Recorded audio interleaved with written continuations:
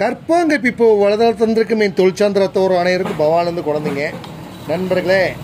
பார்த்தீங்கன்னா யூனிகான் வண்டி,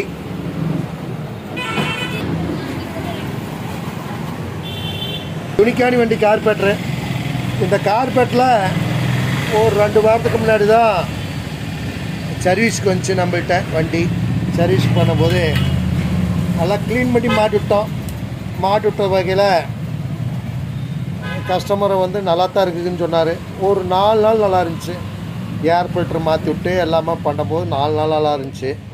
மறுபடி சில கம்ப்ளைண்ட்டு, அதாவது லைட்டாக அந்த 40 விட்டு 30க்குள்ளார போடும்போது ஒரு ஜர்க்கிங் தகராறு, அதாவது அடைச்ச மாதிரியே போகும், மூச்சு திணறி பிடிச்சி போகிற மாதிரியே வண்டி போகுது. ஒரு பர்ஃபார்மன்ஸ் இல்லைன்ட்டார் 4 நாள் கழிச்சு.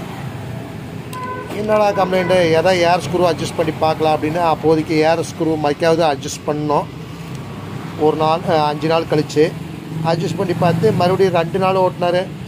அவருக்கு சாட்டிஸ்ஃபேக்ஷனாக இல்லை உடனே சரி எதுக்கு கார்பெட்டை கழட்டப்பா நம்ம பார்க்கலாம் அப்படின்னு நினச்சோம். பார்த்த வகையில் இந்த ஸ்லைடர் செக்அப் பண்ணோம்.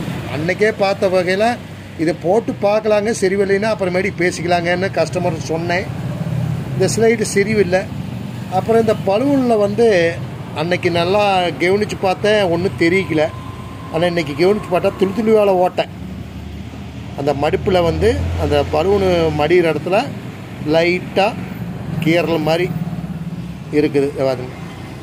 இந்த ஒரு கீரல் தான், இதோட 2வது கீரல்.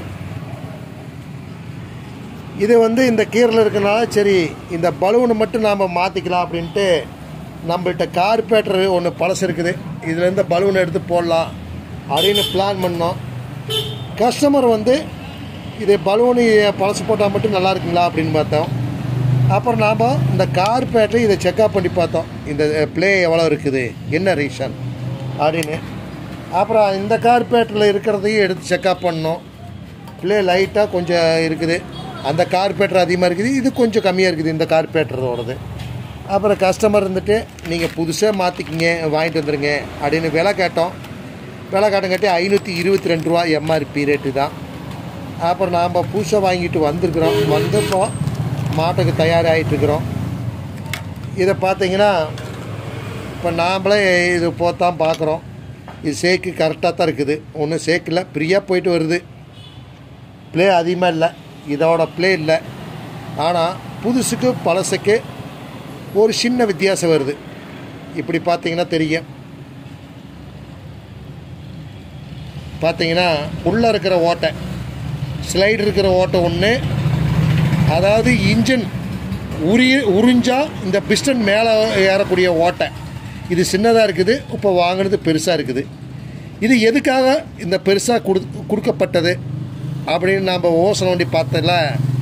அதாவது உரியும் தன்மை, இன்ஜின் உரியும் தன்மை வந்து ஒரு பக்கம் அதிகமாக இருந்தால் இந்த பிஸ்டன் ஃப்ரீயாக ஃபாஸ்ட்டாக மேலே ஏறவனுங்கிறக்கோசரம் இப்போ புதுசாக கொஞ்சம் ஆர்ட்ரு பண்ணிக்கிறாங்க.